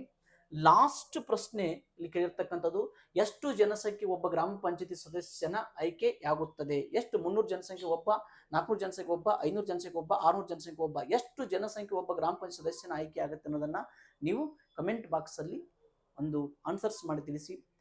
ವಿಡಿಯೋವನ್ನು ನೀಟಾಗಿ ನೋಡಿ, ಯಾಕಂದರೆ ಹ್ಯೂಜ್ ಕಾಂಪಿಟೇಷನ್ ಇದೆ. ಫ್ರೀಯಾಗಿ ಕೊಡ್ತಾ ಇದ್ದೀವಿ ಅಂತೇಳಿ ಅರ್ಧ ನೋಡಿ ಅರ್ಧ ಬಿಟ್ಟು ಆ ರೀತಿ ದಯವಿಟ್ಟು ಮಾಡ್ಲಿಕ್ಕೆ ಹೋಗಬೇಡಿ. ಚೆನ್ನಾಗಿ ಕಲಿಬೇಕು, ತಾಳ್ಮೆ ಇರಬೇಕು. ಯಾಕಂದರೆ ಜೀವನದಲ್ಲಿ ಈಗ ಆಲ್ರೆಡಿ ಕರ್ನಾಟಕ ಸರ್ಕಾರದಲ್ಲಿ ಸುಮಾರು 6.5 ಲಕ್ಷ ಜನ ನೌಕರರು ಇದ್ದೀವಿ ನಾವು. ಇವತ್ತು ಸರ್ಕಾರದಲ್ಲಿ ಒಂದು ನೌಕರಿ, ಒಂದು ತುತ್ತು ಅನ್ನ ಉಣ್ಬೇಕು ಅಂತಂದ್ರೆ ಪುಣ್ಯ ಮಾಡಿರ್ಬೇಕು ಅಂತ ಹೇಳ್ತೀವಿ. ಹಂಗಂತೇಳಿ ನೌಕರಿ ತಗೊಳ್ದೇ ಇರೋರು ಪುಣ್ಯನೇ ಮಾಡಿಲ್ಲ ಅಂತಲ್ಲ, ಅವ್ರು ಪಾಪದವ್ರು ಅಂತ ಹೇಳಕ್ ಬರಲ್ಲ. ಯಾರು ಶ್ರಮ ಪಡ್ತಾರೋ, ಯಾರು ವಿಷಯವನ್ನ ಚೆಂದಾಗಿ ತಿಳ್ಕೊಳ್ತಾರೋ, ಯಾಕಂದ್ರೆ ನಮ್ಮ ಹುಡುಗರು ಇವತ್ತಿನ ಟ್ರೆಂಡ್ ಹೇಗಿದೆ ಅಂತಂದ್ರೆ, ಇವತ್ತು ಕೋಚಿಂಗ್ ಬರ್ತಾರೆ, ಇವತ್ತು ಯೂಟ್ಯೂಬ್ ಆನ್ ಮಾಡ್ತಾರೆ, ನಾಳೆನೇ ಅವರು ನೌಕರಿ ಎತ್ತಿ ಬಿಡಬೇಕು. ನೋ, ಆ ಥರ ಆಗೋದಿಲ್ಲ. ವಿಷಯವನ್ನ ಭಾಳ, ಯಾಕಂದ್ರೆ KPSC ಅವರು ಕಂಡಕ್ಟ್ ಮಾಡ್ತಾ ಇದ್ದಾರೆ ಎಕ್ಸಾಮ್ ಅನ್ನೋದನ್ನ. ಲಾಸ್ಟ್ ಟೈಮು ನಾವು ಎಕ್ಸಾಮ್ ಬರೆದಾಗ ಕರ್ನಾಟಕ ಎಕ್ಸಾಮಿನೇಷನ್ ಅಥಾರಿಟಿ ಅವರು ಎಕ್ಸಾಮ್ ಕಂಡಕ್ಟ್ ಮಾಡಿದ್ರು. ಸ್ವಲ್ಪ ಕ್ವಶನ್ಸ್ ಕೂಡ ಭಾಳ ಸ್ವಲ್ಪ ಸರಳವಾಗಿ ಬರ್ತಾ ಇದ್ದು.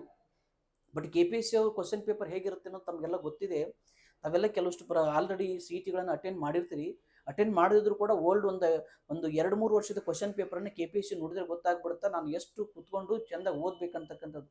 ಈ ಬೇರೆ ಬೇರೆ ಮೊಬೈಲು, ವಾಟ್ಸಪ್ಗಳಲ್ಲಿ ಟೈಮನ್ನು ಜಾಸ್ತಿ ಸ್ಪೆಂಡ್ ಮಾಡೋದಕ್ಕಿಂತ ಈ ಥರದ ಒಂದು ವಿಡಿಯೋಗಳಲ್ಲಿ ಆಗಿರ್ಬೋದು, ಪುಸ್ತಕದಲ್ಲಿ ಟೈಮನ್ನು ಜಾಸ್ತಿ ಸ್ಪೆಂಡ್ ಮಾಡಿ ಬೇಗ ನಿಮ್ಮ ಜೀವನದಲ್ಲಿ ನೀವು ಇಟ್ಟಂಥ ಗುರಿಯನ್ನು ಬೇಗ ತಲುಪುತ್ತೀರಿ. ಸೊ ಹಾಗಾಗಿ ಯಾವುದೇ ರೀತಿ ಬೇರೆ ಬೇರೆ ಶಾರ್ಟ್ಕಟ್ ರೂಟ್ಗಳನ್ನು ಹುಡುಕ್ಲಿಕ್ಕೆ ಹೋಗಬೇಡಿ. ಯಾಕಂದರೆ ಇಲ್ಲಿ ತಾಳ್ಮೆ ಅಂತಕ್ಕಂಥದ್ದು ಅದು ನಿಮ್ಮನ್ನು ಬೇಗ ನಿಮ್ಮ ದಡ ಸೇರಿಸಲಿಕ್ಕೆ ಕಾರಣ ಆಗುತ್ತೆ. ತಾಳ್ಮೆಯಿಂದ ತನ್ಮಯತೆಯಿಂದ ಕೂತ್ಕೊಂಡು ಒಂದು ಕಡೆ ಕೂತ್ಕೊಂಡು ಇಯರ್ಫೋನ್ ಹಾಕ್ಕೊಂಡು ನೀಟಾಗಿ ನೋಡಿ. ಅಲ್ಲೇನಾರ ಅರ್ಥ ಆಗದಿದ್ದರೆ ಕಮೆಂಟ್ ಬಾಕ್ಸಲ್ಲಿ ಹಾಕಿ, ಇಲ್ಲ ಅದರಲ್ಲಿ ನಂಬರ್ಸ್ಗಳಿದ್ರೆ ಡೈರೆಕ್ಟಾಗಿ ಫೋನ್ ಮಾಡಿ ನಮಗಾದರೂ ಕೂಡ ಕೇಳಿ, ಏನಾದರೂ ಕೇಳಿ. ನಾವೇನು ಎಲ್ಲ ತಿಳ್ಕೊಂಡವ್ರಲ್ಲ, ತಿಳ್ಕೊಂಡಿರ್ತಕ್ಕಂಥ 4 ಅಕ್ಷರಗಳನ್ನು ಅದನ್ನು ನಿಮಗೆ ಕ್ರಮಬದ್ಧವಾಗಿ ಹೇಳಲಿಕ್ಕೆ ನಾವು ನಿಂತ್ಕೊಂಡಿರೋದಷ್ಟೇ. ನಾವೇನು ಪಂಡಿತ ಪಾಮರರಲ್ಲ, ನಾವು ಮೇಲಿಂದ ಬಂದಿಲ್ಲ. ನೀವು ಹೆಂಗೆಲ್ಲ ಭೂಮಿ ಮೇಲಿಂದ ನಾವು ತಾಯಿ ಗರ್ಭದಿಂದ ಬಂದೀವಿ, ನೀವೆಲ್ಲ ತಾಯಿ ಗರ್ಭದಿಂದ, ನಾವು ಕೂಡ ತಾಯಿ ಗರ್ಭದಿಂದ ಬಂದಿರತಕ್ಕಂಥವ್ರು. ಪ್ರಯತ್ನ ಯಾರು ಪಡ್ತಾರೋ ಅವ್ರು ಸಕ್ಸಸ್ ಆಗ್ತಾರೆ, ಯಾರು ಪ್ರಯತ್ನ ಪಡೋದಿಲ್ಲ ಅವ್ರು ಸಕ್ಸಸ್ ಆಗೋದು. ಲೈಫಲ್ಲಿ success is a key to every get in to the service. ನೀನು ಯಾವುದೇ ಒಂದು ಸರ್ವಿಸ್ ಹೋಗ್ಬೇಕಾದ್ರೆ ಪ್ರಯತ್ನ, ಯಾಕಂದ್ರೆ ಎಫರ್ಟ್ ನೆವರ್ ಡೈಸ್. ಎಫರ್ಟ್ ಯಾವತ್ತೂ ಕೂಡ ಸಾಯೋದಿಲ್ಲ. ಎಫರ್ಟ್ ನಮ್ಮ ಒಂದಲ್ಲ ಒಂದಿನ ದಡ ಸೇರುತ್ತೆ. ಹಾಗಾಗಿ ತಾಳ್ಮೆಯಿಂದ ಪ್ರಯತ್ನ ಮಾಡ್ತಾ ಬನ್ನಿ. ನೀಟಾಗಿ ವಿಡಿಯೋಗಳನ್ನು ನೋಡಿ. ಈ ವಿಡಿಯೋಗಳೆಲ್ಲ ನಿಮಗೆ ಇಷ್ಟ ಆದರೆ ಇನ್ನೂ 10 ಜನಕ್ಕೆ ಫ್ರೆಂಡ್ಸ್ಗಳಿಗೆ ಶೇರ್ ಮಾಡಿ. ಯಾಕಂದರೆ ನಮಗೂ ಕೂಡ ಒಂದು ಖುಷಿ ಆಗುತ್ತೆ. ಭಾಳ ವಿದ್ಯಾರ್ಥಿ ನೋಡ್ತಾರಪ್ಪ, ಇನ್ನೂ ಒಳ್ಳೊಳ್ಳೆ ವಿಷಯಗಳನ್ನು ತಂದು ಹೇಳಬೇಕು. ಯಾಕಂದ್ರೆ ಭಾಳ ವಿದ್ಯಾರ್ಥಿ, ಯಾಕಂದರೆ ರೆಸ್ಪಾನ್ಸಿಬಿಲಿಟಿ ನಮಗೂ ಕೂಡ ಜಾಸ್ತಿ ಆಗುತ್ತೆ ಭಾಳ ವಿದ್ಯಾರ್ಥಿಗಳು ನೋಡಿದಾಗೆಲ್ಲ. ದಯವಿಟ್ಟು ಅದನ್ನು ಲೈಕ್ ಮಾಡೋದಾಗಲಿ, ಒಂದು ಕಮೆಂಟ್ ಹಾಕಿ. ಏನಾದರೂ ಒಂದು ಕಮೆಂಟು ನಿಮಗೆ ಮನಸ್ಸಿಗೆ ಅನಿಸಿದ್ದು ಚೆನ್ನಾಗಿಲ್ಲ ಅಂತ ಹಾಕಿ. ಅದರಲ್ಲಿ ಯಾವುದು ಮುಲಾಜೆ ಇಲ್ಲ. ಚೆನ್ನಾಗಿಲ್ಲ ಅಂದರೆ ನೀವು ಸರಿ ಹೇಳಲ್ಲ ಅಂತ. ಯಾಕೆ ಅದು ನಿನ್ನ ವ್ಯೂ, ಇದು ನನ್ನ ವ್ಯೂ. ಅದ್ರಾಗೆ ವ್ಯೂವನ್ನು ಎಕ್ಸೆಪ್ಟ್ ಮಾಡ್ಕೊಳ್ಳೋದು ಅದು ವ್ಯಕ್ತಿ ಮೇಲೆ ಇರ್ತದೆ. ಸೊ ಹಾಗಾಗಿ ಚೆನ್ನಾಗಿದ್ದರೆ ಚೆನ್ನಾಗಿದೆ, ಚೆನ್ನಾಗಿಲ್ಲ ಅಂತೇಳಿ. ಇಷ್ಟ ಆಯ್ತು ಅಂತಂದರೆ ನಿಮ್ಮ ಫ್ರೆಂಡ್ಸ್ ಗ್ರೂಪಿಗೆ ಶೇರ್ ಮಾಡಿ, ಲೈಕ್ ಮಾಡಿ, ಕಮೆಂಟ್ ಮಾಡಿ. ಸೊ ಮತ್ತೆ ನಾನು ನೆಕ್ಸ್ಟ್ ಕ್ಲಾಸಲ್ಲಿ ಪಂಚಾಯತ್ ರಾಜ್ಗೆ ಸಂಬಂಧಪಟ್ಟಿರ್ತಕ್ಕಂಥ ಸೆಕ್ಷನ್ 6ರಿಂದ 9, 10, 11 ತನಕ ಕೂಡ ಹೋಗುವ ಸಾಧ್ಯತೆ ಇದೆ. ಎಲ್ಲಿ ತನಕ ಟೈಮ್ ನನಗೆ ಹೆಚ್ಚು ಕಡಿಮೆ 1 ತಾಸು ಇಟ್ಕೊಂಬಂದ್ರೆ ಟಾರ್ಗೆಟು. 1 ತಾಸು ಮೇಲೆ ಅದು ನಿಮಗೂ ಬೋರ್ ಆಗುತ್ತೆ ಅನ್ನೋದು ನನ್ನ ಆಸೆ. ಯಾಕಂದ್ರೆ ಈಗ ಹೇಳಕತ್ತಿರೋ ಅಷ್ಟು ಸೆಕ್ಷನ್ 398 ಸೆಕ್ಷನ್ಗಳನ್ನು ನಿಂತ್ಕೊಂಡು ಹೇಳಿಬಿಡ್ಬೋದು. ಬಟ್ ಅದು ಸರಿಯಾದ ವಿಧಾನ ಅಲ್ಲ. ಒಂದು ತಾಸಿನ ಮೇಲೆ ಕೊಟ್ಟರೆ ಹುಡುಗರಿಗೆ ಬೋರ್ ಆಗುತ್ತೆ ಅಂತಕ್ಕಂಥ ಉದ್ದೇಶದಿಂದ ನಾವು 1 ತಾಸಿಗೆ ವೈಂಡ್ ಅಪ್ ಮಾಡಲಿಕ್ಕೆ ಪ್ರಯತ್ನ ಮಾಡ್ತಿದ್ದೀನಿ. ಇಲ್ಲಿ ತನಕ ತಾಳ್ಮೆಯಿಂದ ನೋಡಿರ್ತಕ್ಕಂಥ ಎಲ್ಲರಿಗೂ ಹೃದಯಪೂರ್ವಕ ಅಭಿನಂದನೆ ಸಲ್ಲಿಸ್ತಾ ನನ್ನ 2 ಮಾತುಗಳನ್ನು ಪಂಚಾಯತ್ ರಾಜ್ ಸಂಬಂಧಪಟ್ಟ 2 ಮಾತನ್ನು ಮುಗಿಸ್ತೇನೆ. ನೆಕ್ಸ್ಟ್ ನಾನು 5th ವಿಡಿಯೋದಲ್ಲಿ ಬಂದು ಮುಂದಿನ ಸೆಕ್ಷನ್ಸನ್ನು ಮಾತಾಡ್ತಾ ಇದ್ದೀನಿ. ಎಲ್ಲರಿಗೂ ನಮಸ್ಕಾರ, ಧನ್ಯವಾದಗಳು.